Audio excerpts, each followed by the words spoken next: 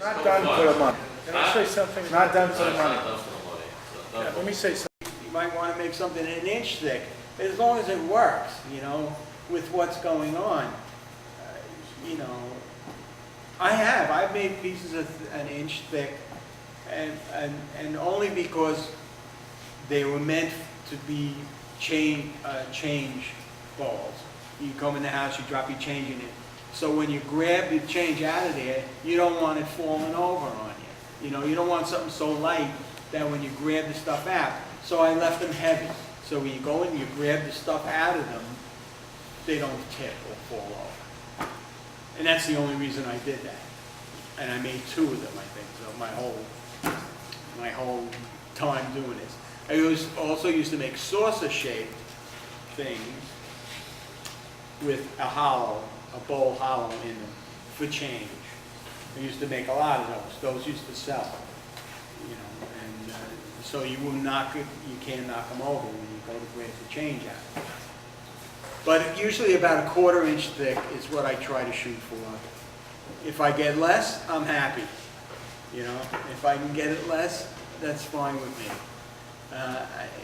And I'll try. Sometimes I'll try. If I feel confident enough, and I feel confident in how the wood is going, how the form is, how I'm, getting down there to the bottom, if it's, if everything's working out okay, and, I'll try for an 1/8. And then when you sand it, it gets down to less than an 1/8, after you're done sanding. So you can do it, and I have, but you gotta have that confidence that day. I want to finish this today, so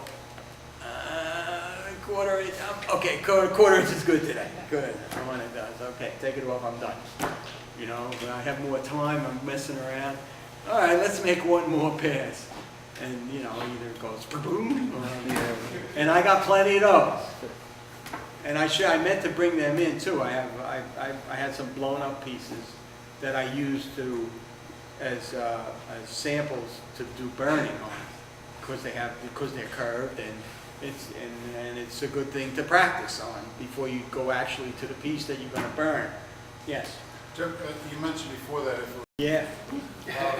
I spoke with Joel and several other people. I remember because I have a few things in my house that I gave to my wife when I first made them. Yeah, that's She's got me on the head. She's got it stuck over in the corner, and I look at it and I say, "Oh my God, that's Yeah, I have those.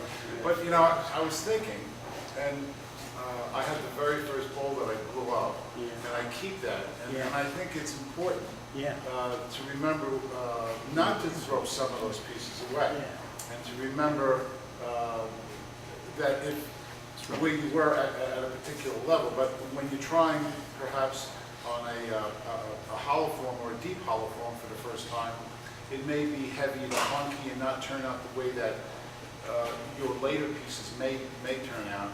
It's good to see that your first piece doesn't necessarily have to be as good as someone else who's more experienced. Right. So I think it's well, that's why, I'm glad I have him here today to show you guys that everybody starts in the same place. Yeah. No matter who you are, no matter what, you all start in the same place. You all make your barrels first, and then you make your dog dishes, and then you make your other things, and all and anchors, and whatever else, and you make all of that stuff.